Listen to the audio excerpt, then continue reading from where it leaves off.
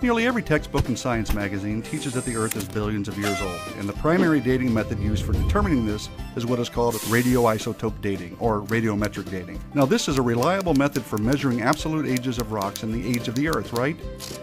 First off, many scientists now regard the age of the Earth to be between 4.55 and 4.6 billion years old. Okay, so if this method is reliable and accurate, why the 50 million year discrepancy? That seems like a lot. But let's get into some details here and see what's going on. Keep in mind that there's all kinds of scientific jargon on this topic, and so we'll just present a very straightforward, simplified version of the process. Radiometric dating is the process of estimating the ages of rocks based on the decay of radioactive elements in them. Basically, there are certain kinds of atoms in nature that are unstable and spontaneously decay into other kinds of atoms. For instance, uranium will radioactively decay through a series of steps until it becomes the stable element called lead. The original element is called the parent element, and the end result is called the daughter element. Radioisotope dating is commonly used to date igneous rocks, rocks which formed when hot molten material cooled and solidified. The dating clock started when the rock cooled. During the molten state, it is assumed that the intense heat forced any gaseous daughter elements to escape.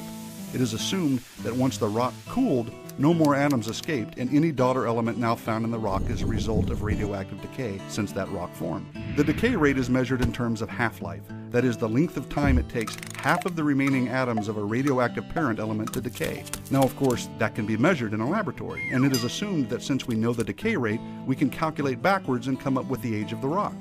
But is that all there is to it? Here's where it gets tricky. It's true we can measure a decay rate using observational science, but there's another kind of science that is required to accurately calculate dates for rocks, and that is what we call historical science. Historical science deals with the things in the past, and therefore it cannot be repeated and tested. Dating methods require both types of science, because in order to get accurate rock dates, one would have to accurately know both the decay rate and the initial conditions of the rock sample, right?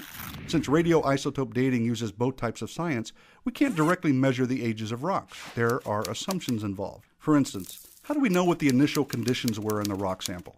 How do we know the amounts of parent or daughter elements now in that sample haven't been altered by other processes in the past? How does someone know the decay rate has remained constant since the rock formed? The answer is they don't. Let's simplify here and talk about a typical hourglass. Let's say you walk into a room and you see an hourglass with sand at the top and sand at the bottom, and some sand sprinkling from the top chamber to the bottom. Well, observational science would allow us to see and measure the sand, and then calculate how long the hourglass has been running, right?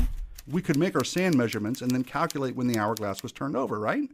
Well, those calculations could be wrong, because we may have failed to consider some major assumptions, like, was there any sand at the bottom when the hourglass was turned over? Has any sand been added or taken out of the hourglass? Has the sand always been falling at a constant rate? Since we did not observe the initial conditions when the hourglass started, and we haven't been watching the sand all the time since then, we must make assumptions. All three of those assumptions can affect our time calculations. Now, of course, there's more to understanding all of this, but enough said.